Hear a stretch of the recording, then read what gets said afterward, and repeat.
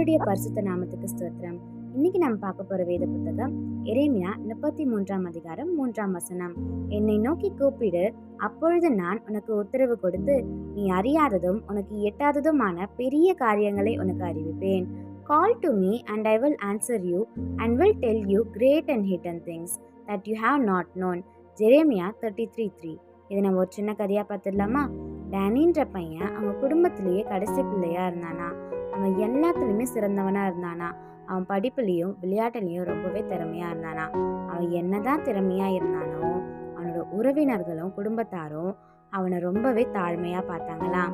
அவன் நல்லா இருந்தாலுமே அவன் பிரார்த்தனை செய்வதிலையும் தேவனை அணுகுவதிலையும் ரொம்ப ஆழமா இல்லை.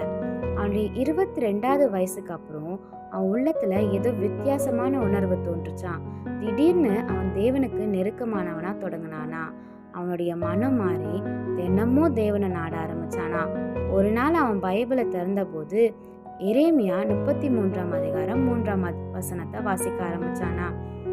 அவன் புன்னகையோட சொன்னானா, இதுதான் இயேசுவோட தொலைபேசி எண்ணுன்னு. அவன் தினம் அந்த வசனத்தை வச்சு ஜெபிக்க ஆரம்பிச்சானா. மாதங்கள் கடந்து சென்று ஒரு நாள் அவன் எதிர்பாராத விதமா ஒரு அருமையான வேலை கிடைச்சுதான். அவனோட வாழ்க்கை முழுமையா மாறி போச்சான். அவனை தாழ்த்தின எல்லா உறவினர்களுமே பெருமையா சொன்னாங்களா, இதான் நம்ம டேனி. அவங்க அம்மா பார்த்து சிரிச்சுட்டே சொன்னானா, ஏசி என்னோட அழைப்பை எடுத்தாரு, அதனால தான் நான் இந்த நிலைமையில இருக்கேன்னு. சில நேரங்கள்ல தேவன் அமைதியா நம்மளை வைத்திருப்பது அவரோட பேச காத்திருக்கத்தான். எரேமியா 33:3 இயேசுவோட நேரடியா நாங்க பேசுவதற்கு தான். யாரும் இல்லைன்னு நினைச்சு கவலைப்படும் போது இந்த வசனத்தை வச்சு நீங்க ஜெபம் பண்ணுங்க. கண்டிப்பா இயேசு உங்களுடைய அழைப்பை ஏத்துப்பாரு.